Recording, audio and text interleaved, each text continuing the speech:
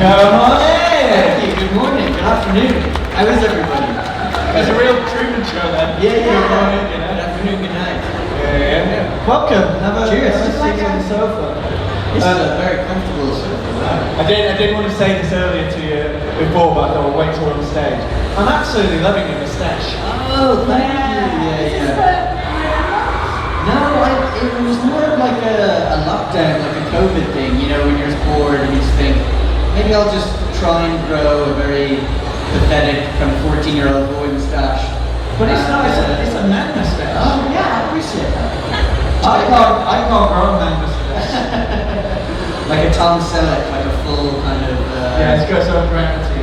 Yeah. But no, I shaved mine off so you won't feel jealous. thank you. That's the kind of people you guys are. Bex has a long moustache as well, you know, like those fish. Oh, beautiful. French food, that's what I Yeah, very good. Well, that's very kind of you to take away such a beautiful moustache for me. That's what I'm such a pro. You are just, you are. Weirdly, Beck didn't want it, but your people will like Beck. So Yes. Jack will not look at him as much. Yeah, and I've had that policy for years, and I think, you know, I've lost a lot of friends because of it. I've made a lot of enemies, but I hope we can still be friendly. Yeah, well, I mean, the real lesson here is the friends you make along the way. Exactly. The moustache is in a hole. I want to start off with a question. You know what? Oh God, you're bleeding, you're bleeding.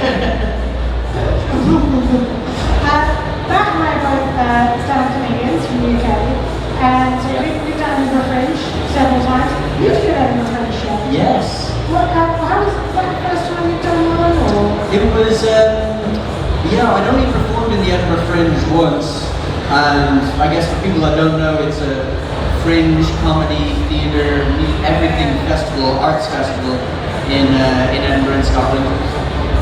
But yeah, I had this theatre company that I had with some friends back home in Dublin, in Ireland, and yeah, we just wrote this stupid puppet comedy show about bears in space. It was called Bears in Space, so we were very honest with our advertising.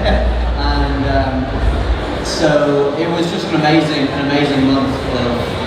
I actually wasn't drinking that much because I had like exams to do at the end of the thing, but it was just such a fun time. How did I get to qualify a show about bears in space? I wasn't even drinking that much. No. We did the drinking before. During the right idea. But yeah, we were in the underbelly.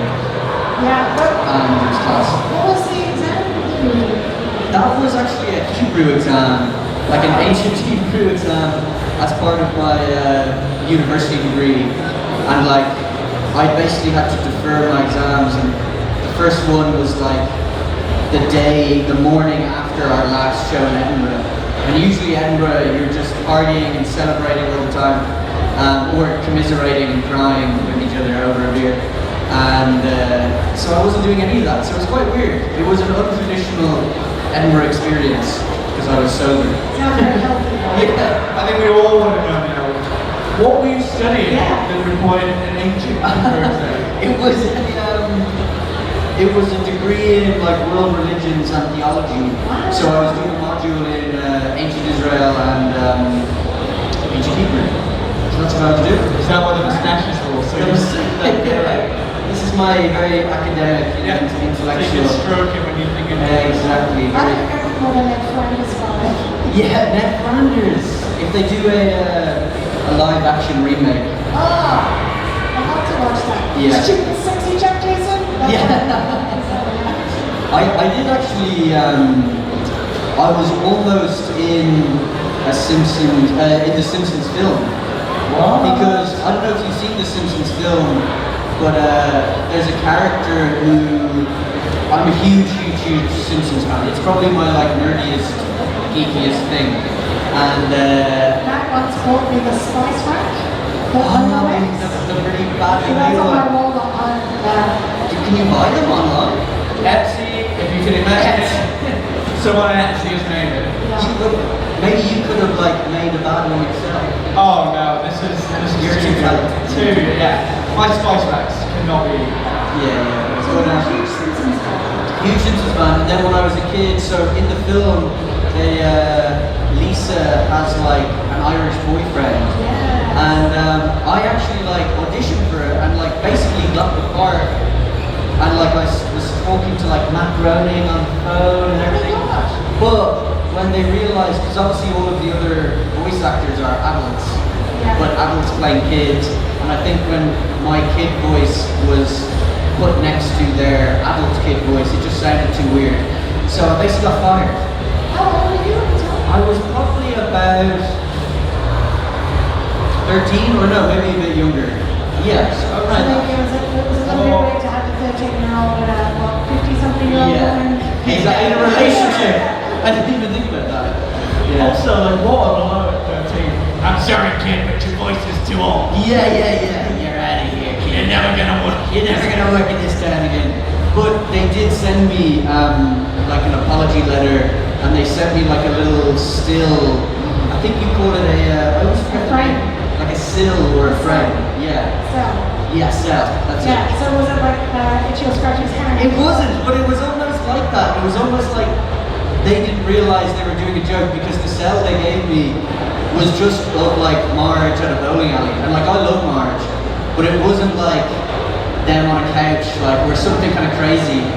And it really reminded me of the Itchy and Scratchy cell. But that is incredible. South of the Simpsons, that'd be my pride possession. Oh yeah, I actually did auction it for a charity thing. Oh. And I regret it every day. That orphanage. Those kids were not getting any. We could just talk about The Simpsons for the rest of the Q&A, I guess. We could Honestly, just our whole I relationship. did say earlier, and obviously we don't want to go too much into things you can't talk about, but Yeah. is there anything that you've come to treasure from any sets? I wish I'd stolen more. Like, That's a death wish, isn't it? Yeah, Just one yeah. out there. And not just at work. no, just in general. It's one of my greatest regrets in life. Careful, your iris is showing. Yeah, exactly.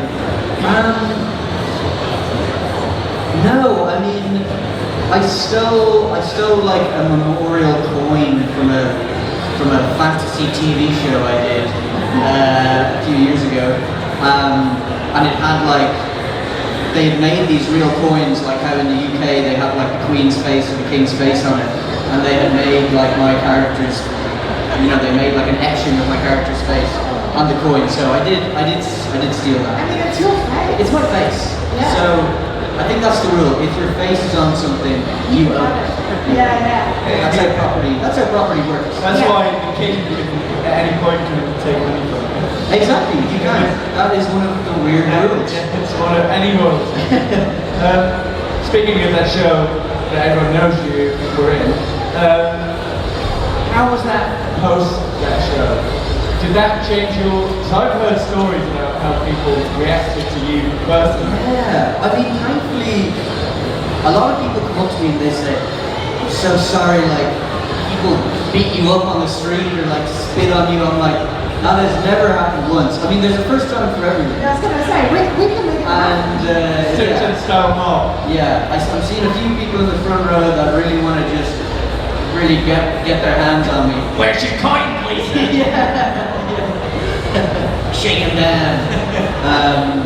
So, no, actually, everyone's.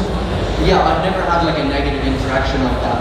Okay. Because I think there is a misconception online that I'm like bullied and stuff, but I'm just bullied, by my friends in a normal way, not by members of the public. My bullying is much deeper and more Yes, horrific. far more traumatic and emotionally scarring. So yeah, thankfully everyone has been very nice, all the fans. Yeah.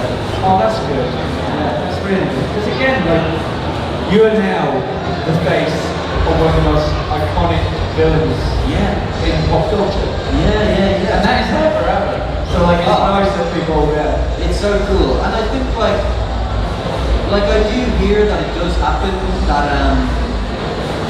that people people can distinguish between the actor and the character, but I've never experienced that. Basically, I think you'd have to be pretty crazy to. Is that getting real evil vibe? Yeah.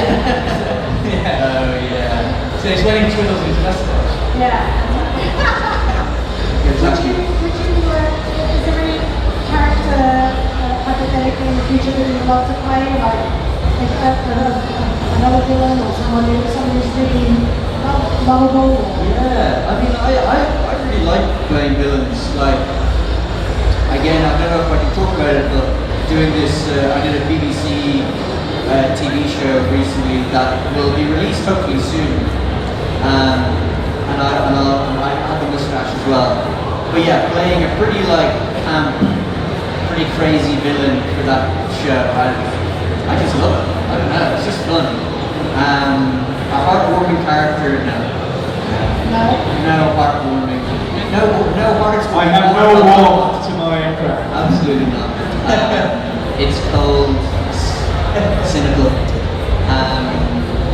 But no, it's also like being an actor, it's like you kind of just, there's a part of it where you just take whatever job is available, you know?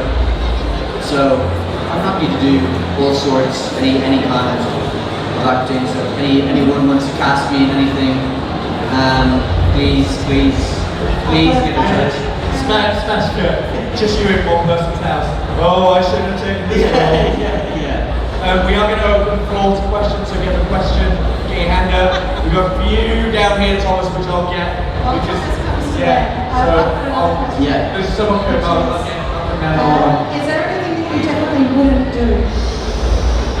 Ooh, wouldn't do. I mean, Stunts or? I don't think I'm very athletic. Like, I mean, I can't even, like, I don't know how to drive. And like, sometimes thank you, high five. Chauffeurs all the way? Yeah. Pissing all of our friends and family off who have to drive us around all the time. Thank you. But, so yeah, it's quite funny. Like, I'm gonna be filming something soon, hopefully, that, where like my character is like really into driving and like, he's like a race car driver, and I don't know how to drive, so I'm just gonna have to figure that out, I guess. Yeah, exactly, yeah. Hi. Oh, sorry. Maybe you can speak up a bit, sorry. Oh yeah, nice. In Ghent, when you were the, say that again?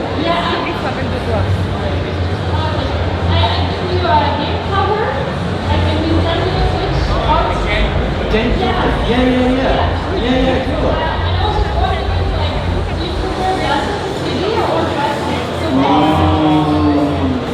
For anyone who didn't hear the question, get your pitchforks ready. He's about to answer if he prefers Ghent or Brussels. Everyone's simply you watch it. I'm never stepping foot in Ghent again, baby. Brussels all the way. Ghent it's such an ugly city. The architecture is disgusting. The food is horrible. The beer is dreadful. All those canals, it's horrible. You said that public haven't bullied you, but I think one day someone's going to be like, I'm from Ghent. Yeah. 2 years from now. I hear your fans are quite nice, except specifically in Ghent. Yeah, I'm not welcome in Ghent again. No, the running joke is that Never again.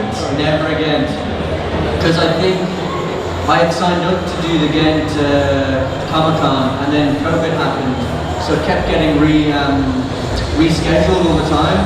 But I kept being like, I need to go to Ghent, and then it did actually live up to all of my expectations. But I also love Brussels. I've been here for a few days. I have a friend who lives over here, so yeah, we've just been having a nice time. And now you have lots of friends. Exactly. Yeah. So many, and some enemies. That's good. We've got a question over here, and then I'll come back down the line. I met you in April in the Netherlands, and I want to thank you for that, because it was an amazing experience. And I want to thank you as an actor in general, and of course for all the work you're delivering. And my question is, what has been the most beautiful location you shot at? Ah, wow. We know where it was. Yeah, we know where it wasn't. That's a really good question. I've been lucky to like film in loads of beautiful locations. Like I did a film last year with Liam Neeson, and it hasn't been released yet, but we were filming in Donegal, which is like northwest Ireland, and there are these beautiful cliffs and just stunning countryside. So I really like that. And then also I filmed in like Morocco, in Essaouira, which is so cool, in Dubrovnik, which is stunning. Been very lucky, yeah. But maybe I'd say Dubrovnik probably. Nice. Yeah, the microphone is behind you. Thomas he's like a ninja, Thomas. It just appears sometimes. Necklace? Acting questions is a very actress. How do you work on finding any emotion or hating someone? Is it something far away from your personality? So How do you like switch that sort of when you've got to be hateful on screen?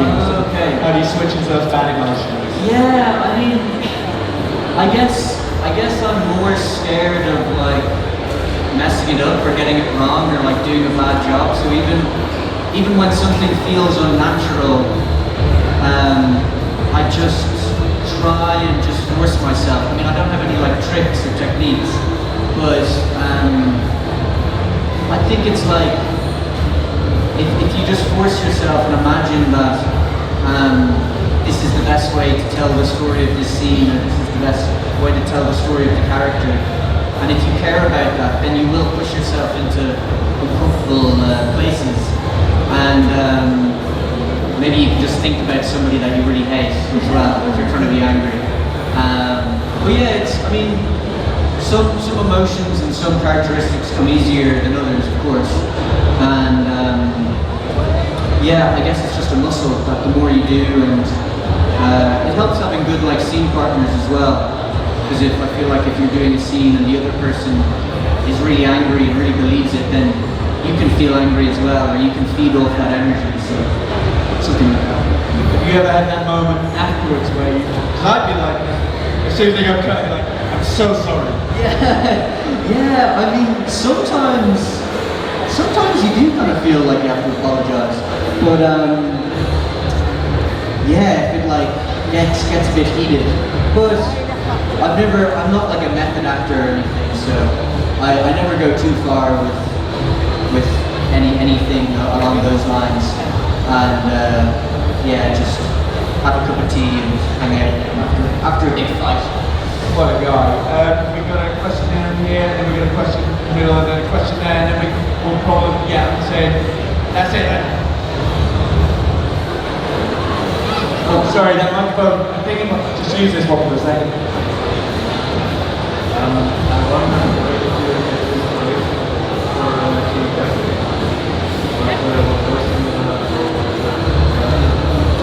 Well, yeah, I think just because of the SAG, the strikes, I can't talk about the character like in particular. But I think in general how I get like inspiration from a character, I mean it really depends. Like obviously if a character, you know, if there have been like books that the TV show you're in happens to be based on, then you can look at those books and see how the character is written in the primary source material and learn more about the character through that. I also think it's a lot just about instincts and a lot about when you read the script, what images come to mind, what feelings come to mind, and then discussions with the director, discussions with the other actors, and over time, yeah, the character, your understanding of the character becomes deeper because, yeah, you have to get to know the character more and more as the project goes on. Right answer. Yeah, we've got two more, so are you okay, Thomas? Because I can get there. Look at him, he works in mysterious ways. Hi, and welcome to Belgium. Again, I also saw you at PAX. Oh, cool. And I think you mentioned your studies there, and once again here, and I was wondering what it was like going to study while you were already kind of famous, and was like, you went in a classroom and working like, I know this guy. Yeah, I mean, there was a bit of that, but like, I don't know if it affected me too much. Like, there was one moment I remember. That's just, we bleep certain stuff in the Yeah, strikes. sorry, there's some foul language. Like, I went to university in Dublin, and it's kind of like an old campus, but I was like living on campus at the time, which was amazing. But there are loads of tours that happen like, for tourists around the grounds, and I was probably hungover or something, but like walking back to my flat and like kind of overheard this tour group, and the tour guide was saying, even some actors are students here, one of which is Jack Gleeson. And like, I was like, oh my god, please don't And look then you at had to me. do that every day. Yeah, exactly. They paid me, which was good, but no.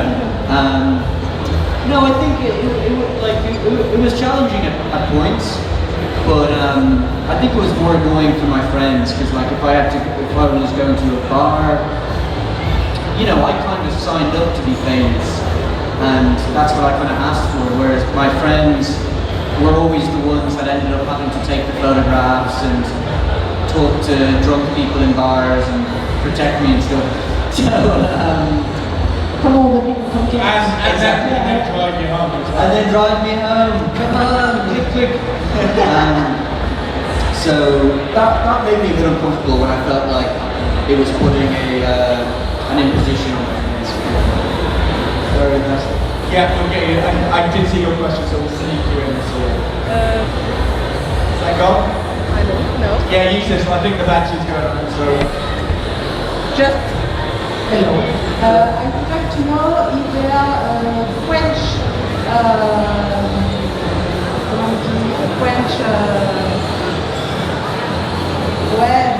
rentator we will be work and why? So say that again? French directory, Like a French directory? actor directory, Director?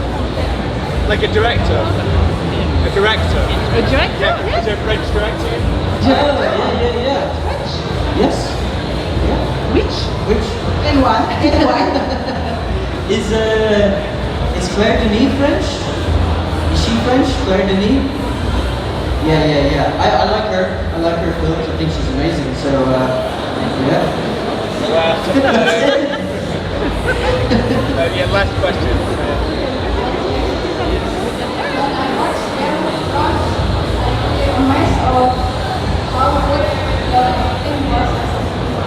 Thanks. Thank you. My question is, what was the hardest part during the shooting of the What was the hardest part? Yeah, so what was the hardest part shooting a fantasy show you were in?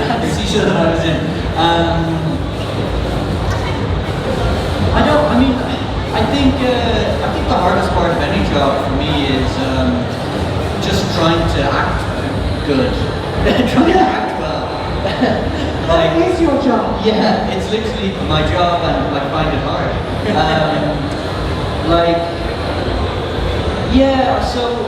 For instance, I find like death scenes can be quite hard, right? So when the character's dying, there's no past experience to go on. So that's an example of something that's quite technical, and when you watch a death scene or someone dying on screen, they're just doing a terrible job, and it cuts the illusion, and it just takes you out of the story. So I think, those kind of scenes can be hard, but I find it all hard, to be honest. It's all What's the worst way you play a death scene if you're allowed to do it badly? if I'm allowed to do it badly, oh my god. There you go, comedy. Can you do a good death? Yeah, I was going to Give me a hammer dying. Hammer. Shot in the heart with a bow and arrow. Okay. Dong. Ooh! Ow, my heart. Whoa, that Very convincing, actually. Very convincing. was pretty scary. Yeah. I do my own sound effects. Yeah. The worst death actor would be not lying. Yeah. Okay. Yeah. Jack, we have to let you go back to the convention. Thank you so much. What a joy. Jack Gleeson. Merci.